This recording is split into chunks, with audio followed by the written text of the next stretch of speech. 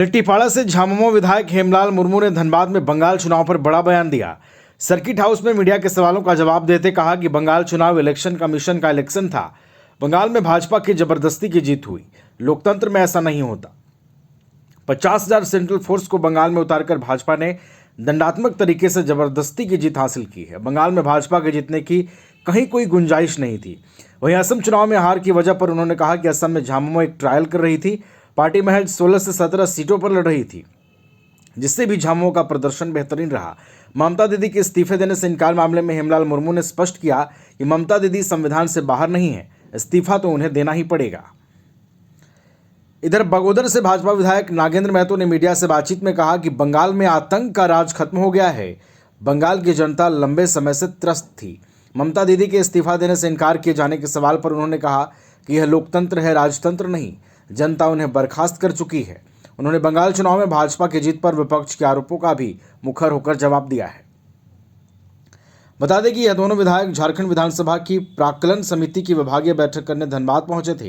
हेमलाल मुर्मू इस समिति के सभापति हैं और नागेंद्र महतो समिति में सदस्य हैं। समिति की इस बैठक में समिति के सदस्य टुंडी विधायक मथुरा प्रसाद महतो भी शामिल हुए। बंगाल चुनाव में जो परिणाम आया है, ये तो मैंने हमको लगता है कि ये जबरदस्ती वाला जीत है, समझे ना। ये लोकतंत्र में इस ढंग का नहीं होता है कि मैंने 50,000 सेंट्रल फोर्सेस को ला करके यहाँ दमनात्मक नीति लगा करके इलेक्शन कमीशन का इलेक्शन था। ये कंप्लीट इलेक्शन कमीशन ने यहाँ पर जिस ढंग से किया है काम, ये तो महादेवता है रे भाई। ऐसा इलेक्शन कमीशन नहीं होता है, आज तक हम लोग कभी देखे नहीं थे। कहाँ इलेक्शन कमीशन, कहाँ बीजेपी जीती है, कहाँ बीजेपी नहीं जीती है। बीजेपी तो वहाँ जीतने का कोई गुंजाइश नहीं था, लेकिन जबरदस्ती लोग बीजेपी वाला वहाँ पर जीता, जबरदस्ती करके।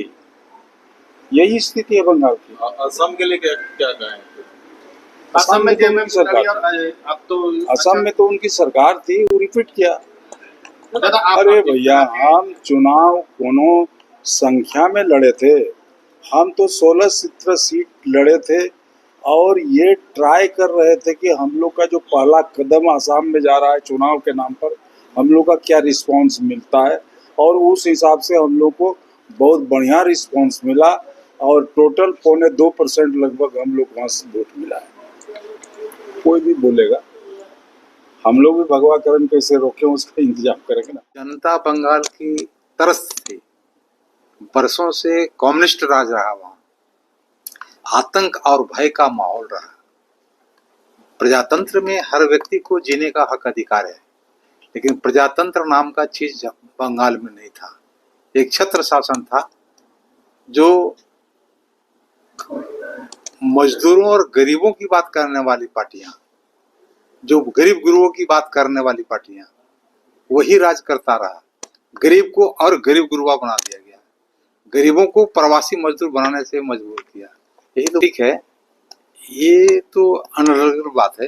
किसी पर आरोप मढ़ना आसान बात है। अच्छा, केरल में इलेक्शन हुआ, वहां क्या हुआ? वहां काहे नहीं 19-20 हुआ, यहाँ 19-20 हो गया।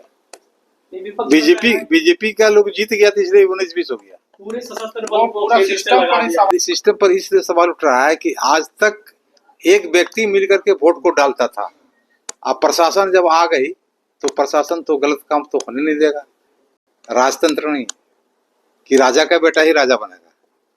ये जनता चुनती है और जनता मनोनीत करती है कि कौन बैठेगा, तो उसको बैठने का कोई हक अधिकार नहीं है। अगर इस्तीफा नहीं देती तो उनको बर्खास्त किया जाए। तो बर्खास्त हो गई, जनता तो नकार दी है, दोनों जगह सीट से बाहर गई है, अगर किस तरह का नकारेगी। लेकिन वो कह रहे हैं कि हम इस्तीफा नहीं। संवैधानिक प्रक्रिया के तहत तो हटेगी।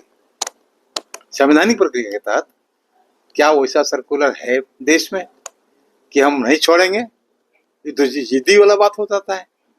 झारखंड में अभी तो नहीं कहा जा सकता है, लेकिन असर तो कुछ पड़ेगा।